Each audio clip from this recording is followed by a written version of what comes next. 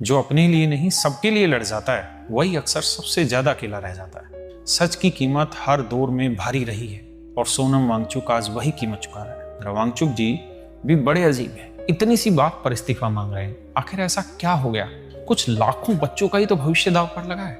किसी ने पूरा 1 साल बंद कमरे में बिताया और बस 20-21 बच्चों ने आत्महत्या की। अब इतनी सी बात पर अगर मंत्री इस्तीफा देने लगे तो हर साल नया मंत्री शपथ लेता दिखेगा।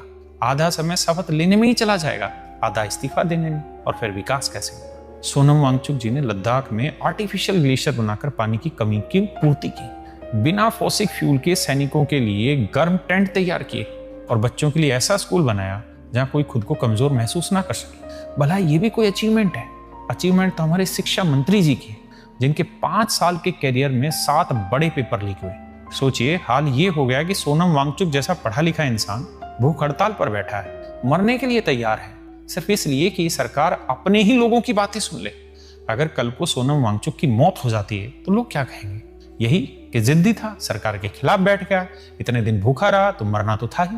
कुछ लोग इसकी तुलना अन्ना हजारे आंदोलन से कर रहे हैं, लेकिन दोनों समय अलग है। तब लोग किसी के अनशन पर बैठने से बेचैन हो जाते थे, लोगों को फर्क पड़ता था, इसलिए सरकार को भी डर लगता था। आज न लोगों को फर्क पड़ रहा है न सरकार को डर है। चाहे कोई इसे ड्रामा कहे या नौटंकी, लेकिन जो मांग उठाई जा रही है वो गलत नहीं है। नीट ही नहीं, ऐसे कितने पेपर लीक हुए हैं, कितने बच्चों की मेहनत बर्बाद हुई है, कितने परिवार टूट गए, कितने बच्चों ने अपनी जिंदगियां खत्म कर ली। शिक्षा में भ्रष्टाचार के खिलाफ आवाज उठाना राजनीति नहीं है, ये देशभक्ति है। लेकिन आज हमारी देशभक्ति क्या रह गई है? साल भर कुछ नहीं बोलेंगे, लेकिन जब 15 अगस्त आएगा सब लोग तिरंगे वाला स्टेटस लगा देंगे। देशभक्ति सिर्फ स्टेटस लगाने से नहीं आती। देशभक्ति तब होती है जब देश के बच्चों के साथ गलत हो और आप चुप न रहे। अगर आप इनके साथ जाकर खड़े नहीं हो सकते तो कम से कम अपनी आवाज सोशल मीडिया के जरिए तो उठा सकते हैं। कम से कम इतना तो पता चले कि हम अभी भी पूरी तरह खामोश नहीं हुए, वरना कल अगर एक और इंसान चला गया तो हम भी वही करेंगे जो हर बार करते हैं, 2 मिनट दुख जताएंगे और फिर अगली खबर का इंतजार करेंगे।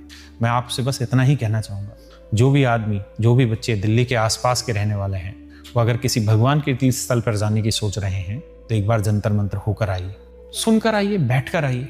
और अगर आप दूर रहते हैं, आने जाने में समर्थ नहीं हैं, तो चाहे वो अपने कमेंट्स के थ्रू हो, वीडियो शेयर करने के थ्रू, अपने स्टेटस लगाने के थ्रू हो, हर तरीके से अपनी आवाज उठाइए।